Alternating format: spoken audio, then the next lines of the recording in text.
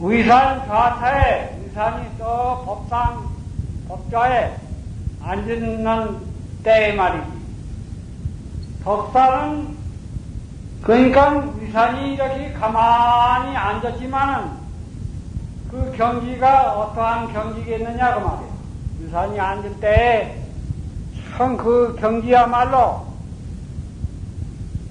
천지와 같이 한량있는 그러한 경지에서 아무 말도 없이 아무 행동은 없이 하지만은 누가 거기 오더라도 거기는 당할 수가 없는, 말하자면은 총칼을 갖지 아니하더라도 거기는 태평한 그러한 시절, 그러한 경지라고 볼 수가 있어요. 의산이 법당에 걸터 앉은 그 경지야말로 아무 총칼 없이 세상이 태평 시절을 이룬 그러한 한량없는 그러한 경지다 그 말이에요. 그런데 덕산이 이제 가지고서 좌구를 제기, 옛날은 가사만 수한 게 아니라 좌구가 있어요. 좌구 그 까는 그 도구가 있어. 이 바닥에, 대개 길바닥에서 절을 하려면 절을 할 수가 없으니까 까는 물건을 그 흙업을 가져댕겨요. 그걸 깔아가지고서 이제 절을 하거든. 이게 절을 하려고 좌구를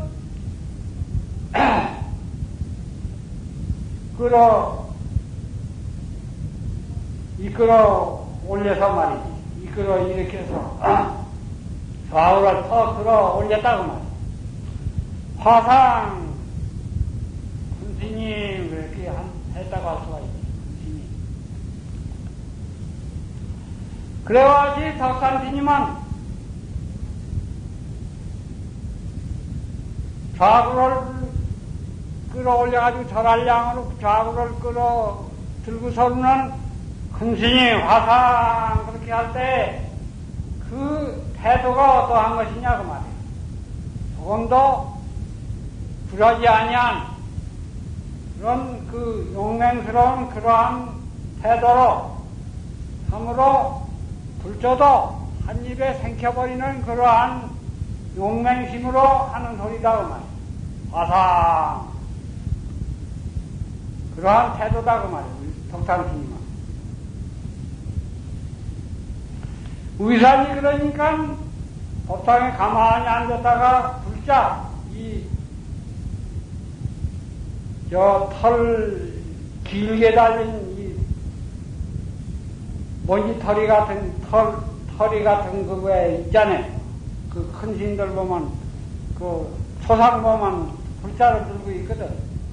불자를 취하려고 그랬다. 불자를 더 취하려고 손을 내밀었다.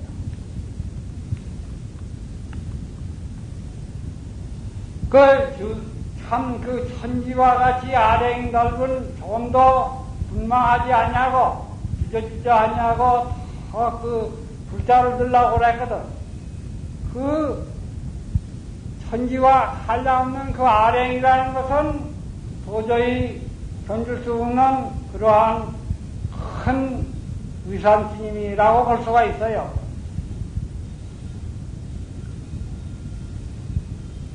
거기에 조금 더 주저주저 하지 아니하고 조급한 생각이 없이 더 불자를 들라고 그랬다. 거기에 어떠한 경지냐? 덕산이 편하라고 불주의 출하야. 덕산이 이제 위산 스님이 불자를 취하려고 할 때에 편하라고 소리를 덕산 스님이 확 지르고 소매를 떨치고 나갔다.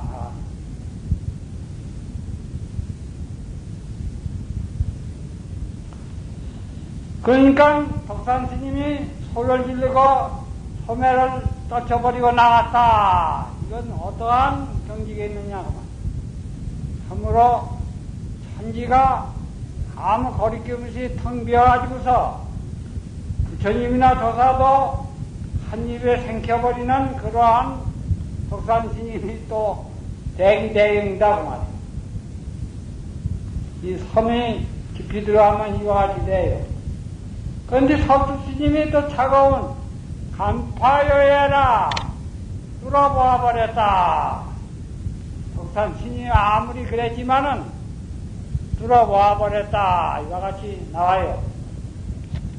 아까도 간파요해라 그랬는데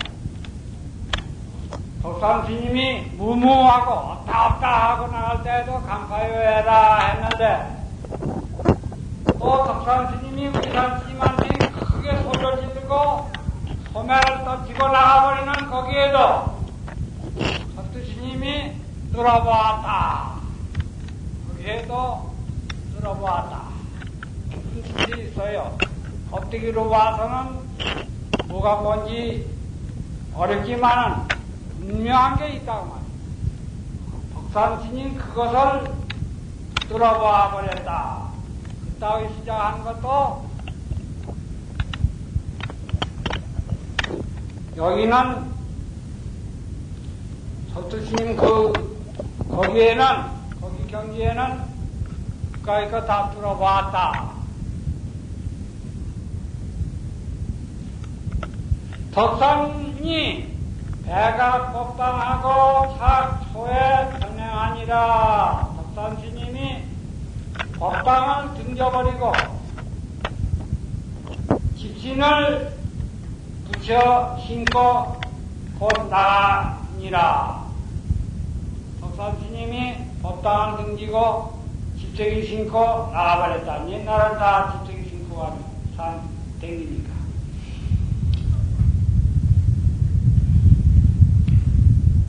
위산 스님 그렇게 하니까 위산이 이제 그 덕산 스님은 가버렸는데 기만에 늦은 저녁에 이르러서 저녁에 문 수자어대 수자 스님한테 묻되 정내 신도 제신 맞춰 그 아까운 그 신도 새로운 사람이 어디에 있는고 그래서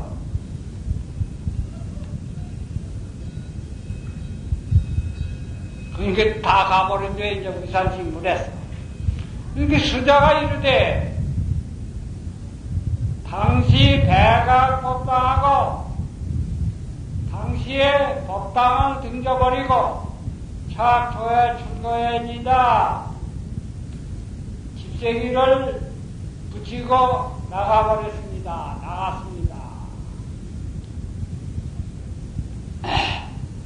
이것은 수자가 이와 같이 덕산 스님은 수자한테 물은 것은 그 수자는 어떠한 경지 있느냐 이걸 살피려고 물었다고 말. 법문으로 물었는데 수자는 그냥 알지도 못하고 그대로 사실 그 덕산 스님 간 그 자체만 보고 그와 같이 말을 한 것은 참말로 깊은 경지에 있다고 말할 수가 없어요.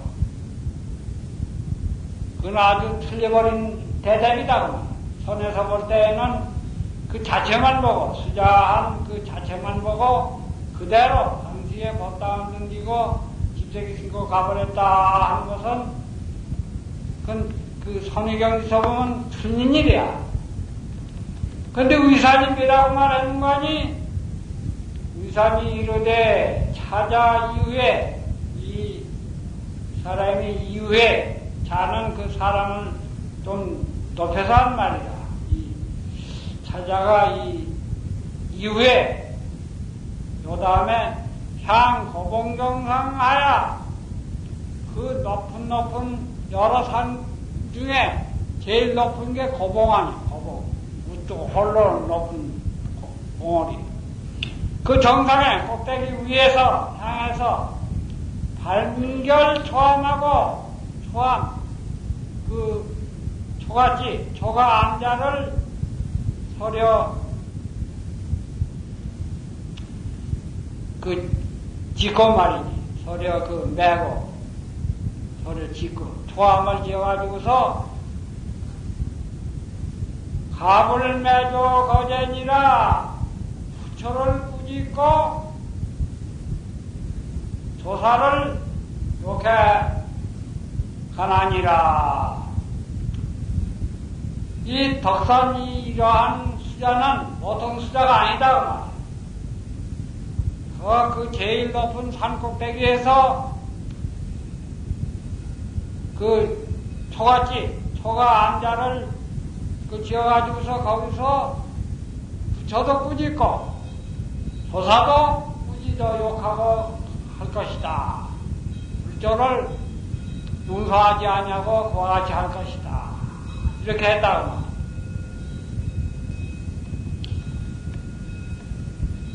그게 위산스님이 어떠한 경지냐고. 겉으로는 덕산스님을 대단히 칭찬한 말이에요. 이게 칭찬하지만은 속에는 또 가시가 있는 말이라고 말이에요. 가시가 있어요. 이게 덕산스님이 일생 위산스님 그 말 밖에 나가들 못해서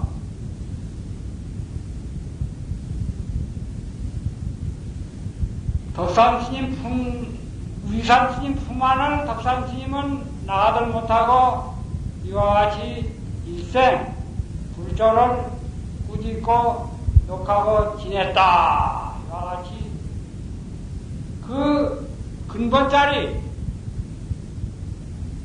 참 불조도 엿볼 수 없는 그 자리에서 이와 같이 나온 말이라. 말하자면 할아버지가 자기 손자를 데리고 그냥 우선행기는 것과 같이 아랭이 넓고 넓은 그러한 고매한 그러한 경지라고 말할 수가 있어요. 설두 차가운 설두 스님이 또 차가야 이르되 설상가상이로다. 눈 위에 서리를 더한 것이다. 눈 위에 서리를 더한 것이다. 눈이 얼마나 혀. 그런데 그 서리는 현찬한 흰 것이지만은 아무리 서리를 더하더라도 아무 소용없는 짓이다. 눈이 그렇게 흰디다가 서리를 더해야 무슨 소용이 있느냐고 말이야. 설상가상 그러한 뜻인데 이걸 보통 그렇게 하기가 쉬워. 이 위산스님이 덕산스님을 이와 같이 아주 칭찬했다고 할까 이와 같이 말을 했다고 말이에요. 그 산꼭대기에서 초가집을 짓고 불조를 꾸짖는다. 이와 같이 말한 것은 참으로 그 덕산스님 고준한 데다가 고준한 그러한 법문을 또 한 것이다. 이렇게 말하면 이건 잘못 보는 거예요. 참말로 그 자리는 청천백일 참 말할 수 없는 어떻게 붙일 수 없는 그 자리인데 위산스님이 뭐라고 또 덕산스님을 이와 같이 평했다는 것은 설상가상이다구나. 도저히 용서할 수 없다. 이렇게 깊이 보야 이게 손이 살아나가지. 고준한 그 덕산스님한테 또 이와 같이 고준하게 위산스님을 법문했다. 이렇게 보면은 그게 잘못된 것이요. 이 법문이 대단히 그 껍데기는 쉰 것 같아도 좀 깊어요. 이게 깊어서 이것을 설명할 수가 없고 내가 오늘날 결제니까 사과를 한마디 붙이고 내려가겠습니다.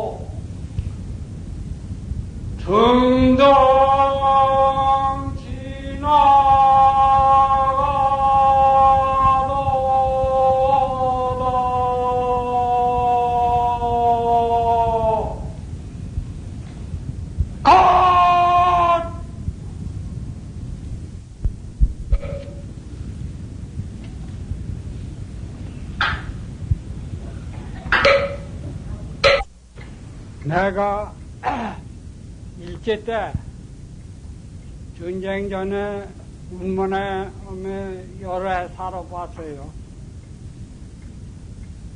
또 해방 후에 일제 때는 그렇게 안 살아보고 해방 후에 살아봤어요. 많이. 그런데 지금까지 이와 같이 몇 달 동안 비가 안 온 해가 없었어요. 물 걱정 안 하고 그동안 살았는데 이번에는 여름 해제 후에 통 비가 그렇게 안 오고 물이 대단히 부족해요. 그런데 여러 수자스님들이 여러 가지 불편함에도 불구하고 별로 잠도 자지 하면서 정진에 이와 같이 신명을 아끼지 않고 정진한다는 것은 참으로 여간 기쁘게 생각해요. 그런데 오늘날 여러 가지 지구상에 나타나는 그 일들이 보통 문제가 되지 아니에요. 그런데 우리 지구를 살펴보면은 히말라야 산이 중심이 돼서 히말라야 산, 우리 불교에서는 설산이라고 하는데 히말라야 산 그 동쪽은 서쪽과 기후가 아주 달라요. 히말라야 산 그 동쪽은 여름에 대단히 습하고 비가 많이 와요. 덥고 찐더위가 많고 이와 같이 해서 비가 많이 오고 대단히 대자연이 거칠어.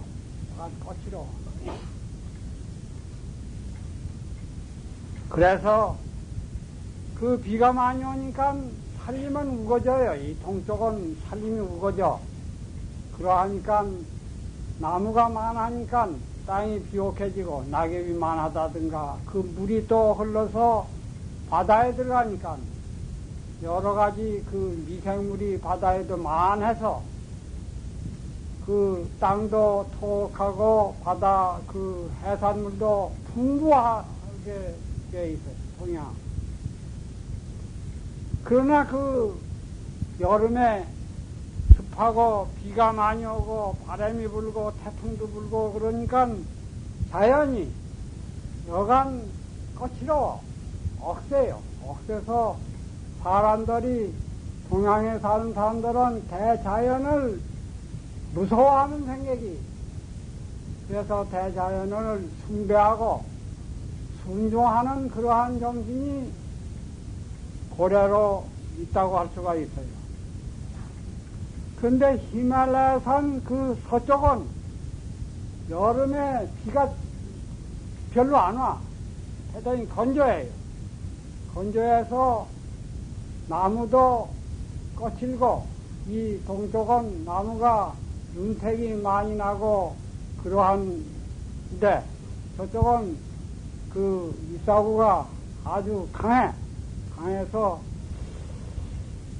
거기는 여름에 그와 같이 비도 안 오고 조용하고 그 폭풍, 태풍 것도 별로 없고, 그러니까 대자연이 아주 그 온화하다고 할까 그래요.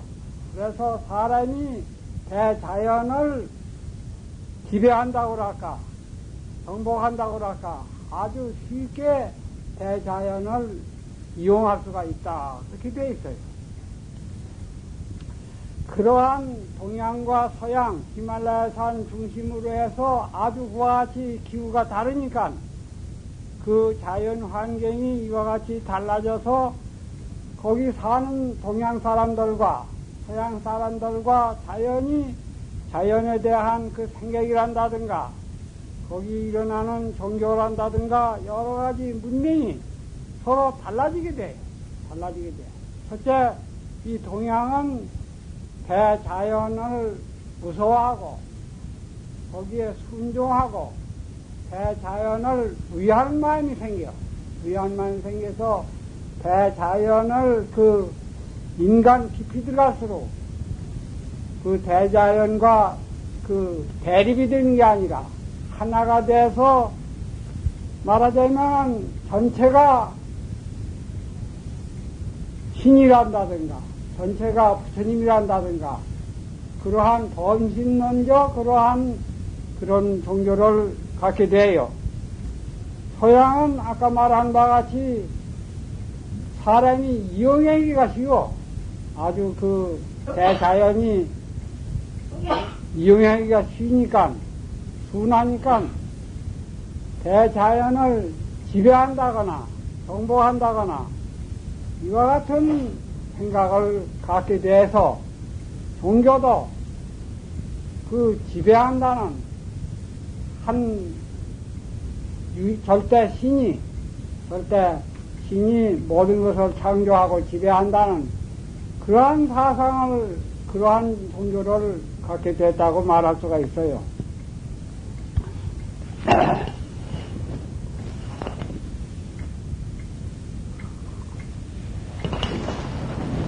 그러니까 우리 동양은 대자연과 하나가 돼서 서로 조화가 돼서 서로 위하는 마음으로 살게 되니까 참 대자연을 우리와 같이 우리 몸과 같이 숭배하고 보호하고 서로 같이 조화 있게 살자, 이러한 사상으로 산다고 할 수가 있는데, 서양은 대자연을 지배한다.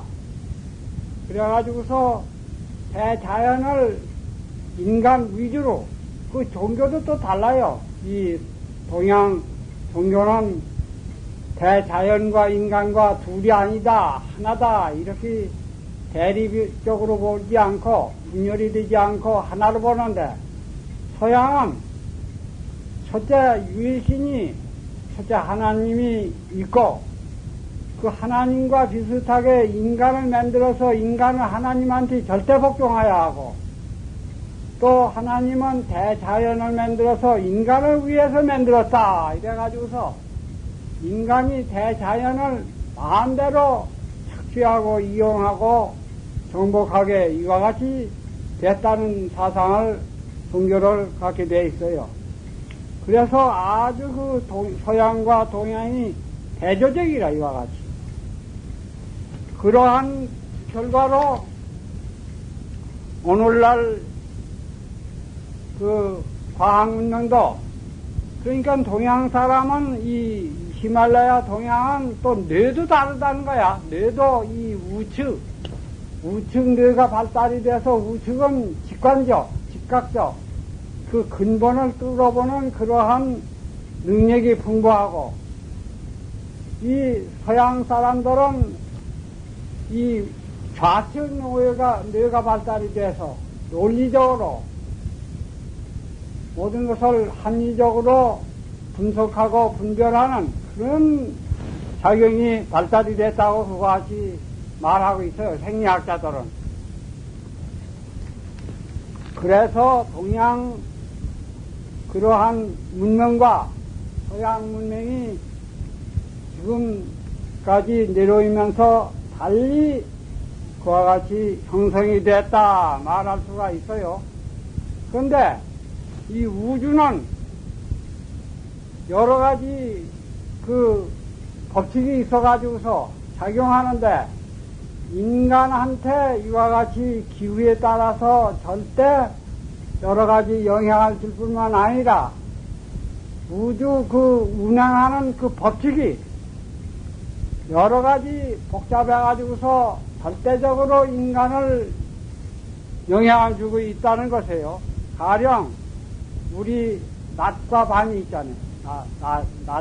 낮에는 태양이 있고 밤에는 태양이 없어서 깜깜하고, 그러니까 우리는 밤에는 자고 낮에는 활동한다.